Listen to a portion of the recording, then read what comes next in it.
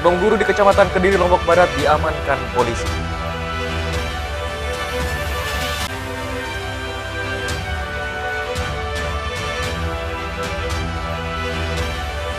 Menteri Pendayagunaan Aparatur Negara dan Reformasi Birokrasi apresiasi mal pelayanan publik Lombok Tengah.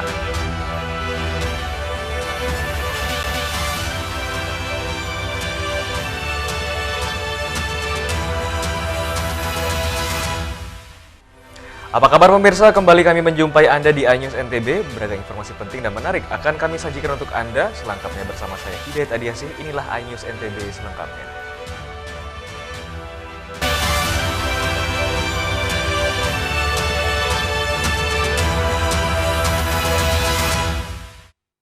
Awal informasi pertama pemirsa, oknum guru di Kecamatan Kediri, Lombok Barat diamankan polisi karena diduga mencabuli 5 orang siswinya. Dunia pendidikan di Kabupaten Lombok Barat tercoreng akibat ulah oknum guru olahraga yang diduga mencabuli 5 siswinya di dalam kelas. Aksi bejat pelaku SN kerap dilakukan saat proses belajar mengajar. Aksi pelaku dibongkar setelah salah satu korban mengeluh kepada orang tuanya kerap mendapat perlakuan senonoh dari pelaku. Orang tua korban kemudian beramai-ramai mendatangi oknum guru tersebut dan melaporkan ke Satreskrim Unit Perlindungan Perempuan dan Anak Polres Lombok Barat. Inisial S, umur 57 tahun, pekerjaan guru yang berasal dari Kecamatan Kediri, Kabupaten Lombok Barat, di mana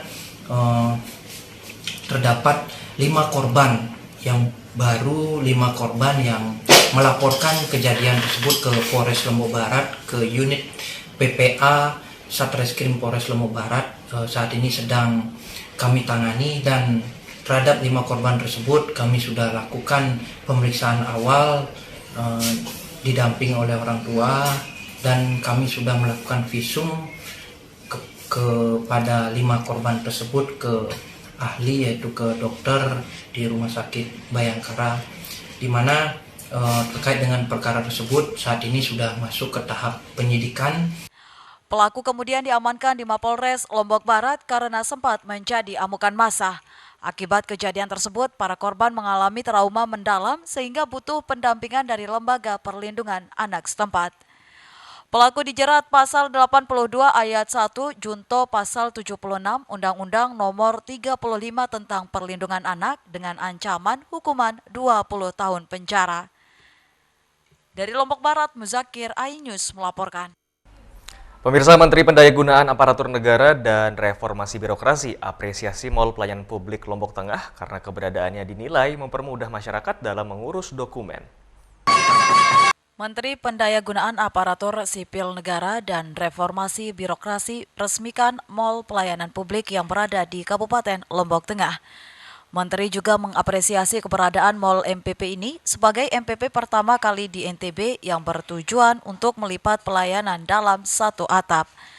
Sementara itu, untuk evaluasi MPP di Lombok Tengah, Menteri meminta agar pelayanan seperti kepolisian, pengadilan agama, dan imigrasi ada dalam satu tempat sehingga masyarakat lebih mudah dalam pelayanan. Selanjutnya, Menpan menjelaskan MPP yang telah dibangun di berbagai daerah lainnya saat ini tengah didorong untuk menyiapkan MPP digital dan ada mobil servis yang digunakan untuk jemput bola dalam meningkatkan pelayanan. Enggak, ini kan baru. Tapi pertama kami mengapresiasi karena di Lombok ini kan baru pertama. Ya kita apresiasi di NTB. Di NTB baru pertama. Mudah-mudahan ini ke depan bisa terus diperbaiki sehingga ini akan mendorong pelayanan yang lebih bagus. Yang kurang apa Pak Menteri di MPP Pak Menteri? Yang perlu ditambahkan ya tentu ke depan layanannya seperti layanan di kepolisian dan di kejaksaan bisa diaktifkan. Imigrasi secara bertahap kalau bisa bisa dihadirkan di MPP. Sementara itu, terkait evaluasi di MPP Lombok Tengah, Bupati menjelaskan akan segera berkoordinasi dengan pihak terkait untuk bersinergi dalam menambah kebutuhan pelayanan yang ada. Ya, nanti orang akan buat paspor nanti dari sini, termasuk SIM dan lain sebagainya. Nah, nanti akan tidak berkoordinasi lebih jauh. Ini kejaksaan sudah masuk, apresiasi dan terima kasih kepada rekan-rekan Perkompinda yang sudah mulai bersinergi dengan baik untuk mengkolaborasikan sistem pelayanan yang terbaik untuk kepentingan masyarakat yang tadi dimaksud. Adapun untuk jumlah pelayanan di MPP Lombok Tengah sebanyak 160 pelayanan dengan banyak SKPD lembaga vertikal yang sudah masuk 20 lembaga. Dari Lombok Tengah, Emma Widiawati, iNews melaporkan. Ya, pemirsa, pelajar di Lombok Timur galang donasi sukarela membeli sembako untuk balita penderita stunting. Mereka membagikan telur dan beragam pangan hewani ke para penderita stunting. Para ibu-ibu dengan membawa balitanya antri dengan tertib menanti pembagian sembako dari hasil donasi siswa SMAN 2 Selong. Para ibu-ibu ini antri setelah dibagikan secara simbolis oleh Wakil Gubernur NTB, Siti Rohmi Jalilah. Ratusan paket sembako berisi telur dan beragam pangan hewan ini adalah hasil donasi para pelajar yang terlibat dalam penanganan stunting. Tak hanya mengumpulkan donasi untuk membeli sembako, para pelajar ini juga turun ke posyandu untuk memberikan edukasi pencegahan stunting. Kami mengumpulkan para penderita stunting, kemudian kami memberikan bantuan berupa sembako, yaitu yang berisi ada protein hewaninya seperti yang disebutkan oleh Ibu Wakil Gubernur tadi, ada isinya telur, ada beras, kemudian ada susu, seperti itu. Penggalangan dana ini kita mengumpulkan uang dari siswa Semanda ini dulu. Setelah itu penggalangan dana ini hasilnya ini yang kita gunakan untuk membeli sembako yang sudah disediakan di sini. Di NTB, semua pelajar tingkat SMA dan SMK didorong terlibat secara sukarela dan gotong royong dalam penanganan stunting.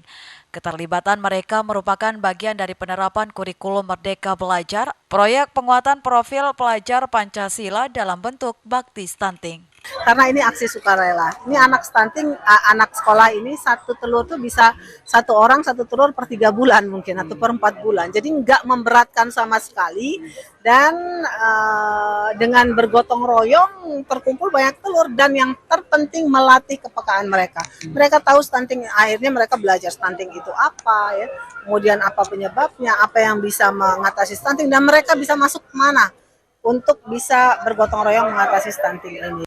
Kasus stunting di NTB sendiri dari data elektronik pencatatan dan pelaporan gizi berbasis masyarakat pada Desember 2022, jumlahnya sudah di bawah 17%.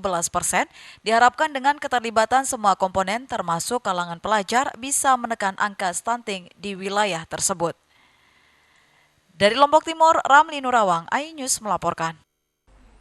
iNews NTB akan segera kembali, tetaplah bersama kami.